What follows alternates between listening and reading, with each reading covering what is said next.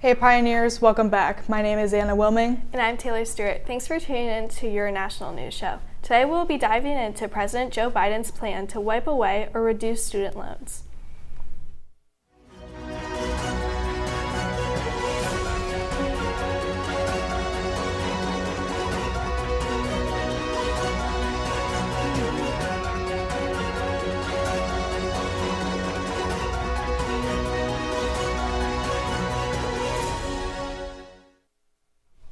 President Biden's student loan relief executive order was introduced late August of 2022 and was highly received by students all across the country.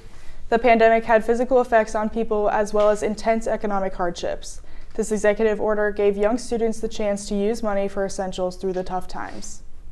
In recent months, however, the Supreme Court has been attempting to overrule the order by means of its exercising power. 3 times the Chief Justice said the program would cost $500 billion, pointing to its wide impact and hefty expense as reasons the administration should have gotten explicit approval from Congress.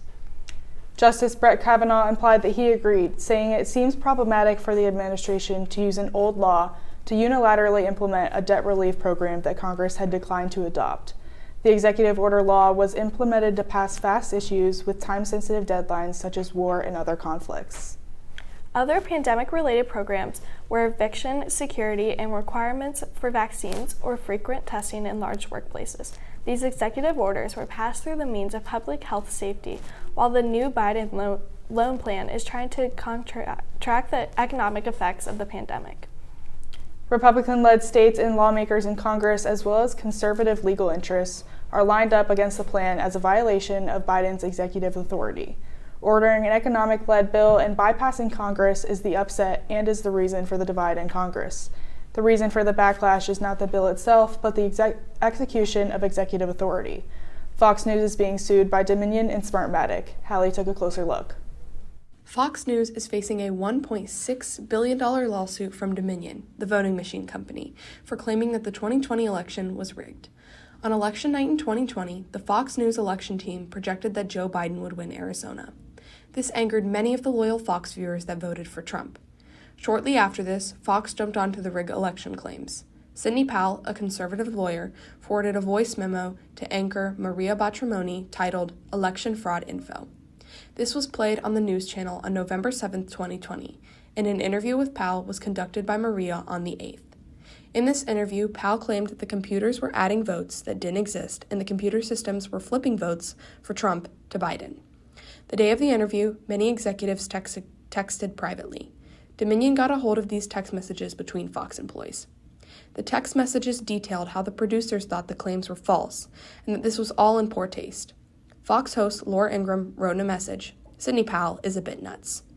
Tucker Carlson responded, "Sidney Powell is lying." Among these messages, there were others, including a worker saying that the clips from Maria's interview with Powell were crazy and saying that the sophomore claims were bull. Dominion fired a lawsuit back in March 2021, along with the company Smartmatic, who filed a lawsuit towards Fox in December 2020. Dominion is also suing Sidney Powell.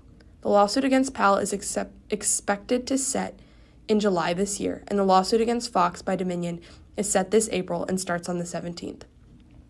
Smartmatic's trial dates have not yet been released, but can be expected in 2024.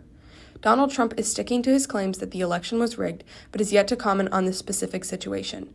Rupert Murdoch, the chairman of Fox Corporation, is called to trial, and he said that he is very disappointed in the choices made.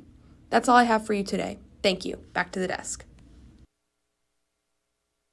We'll have more news to come in the following weeks about the lawsuit. In the past couple of weeks, weather has been a question all around us. Tornado sightings were reported in Oklahoma and Kansas as a powerful storm carrying strong gusts moved from the Texas Panhandle Sunday evening. Tornado watches and warnings remained in effect of Oklahoma as of early Monday morning. This same storm came to the northwest, and everyone in central Ohio also went through multiple hours of severe tornado watch, with 4 EF1 tornadoes not only forming but touching the surface. With this came torrential rain and hurricane-like winds. There were no severe accidents, and as of right now, the weather looks much clearer. America is facing a mental health crisis, especially with teens and youth. Emergency rooms are filling up across the country as these children wait for treatment. Many are being released without receiving the proper treatment that they need. There have been an increase in young people being admitted to the hospitals in need of this treatment, and doctors and nurses are saying it is hard to keep up with. There is also a shortage in child psychiatrists. Many psychiatrists have been waiting lists that are months long and agree that is an increasing problem.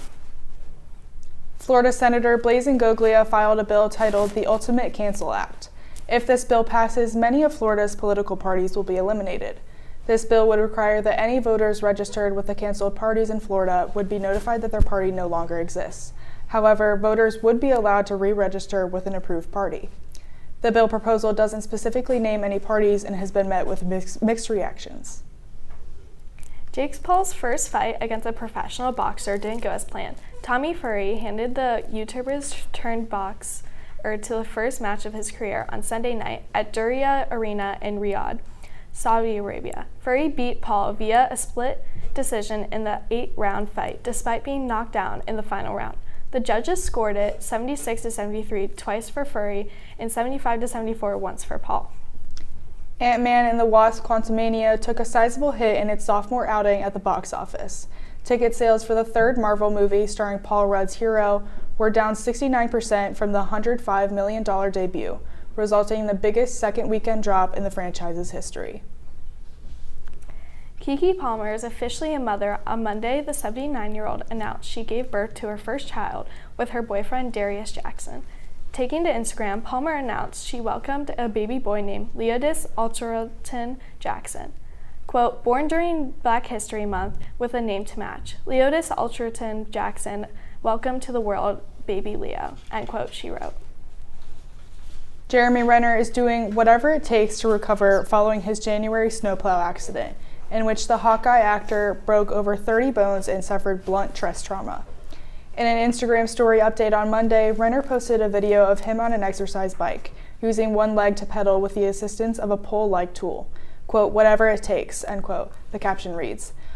On the next slide, Renner shared that he's working on his mental recovery as well, posting a photo of him reading The Book of Awakening by Mark Nepo.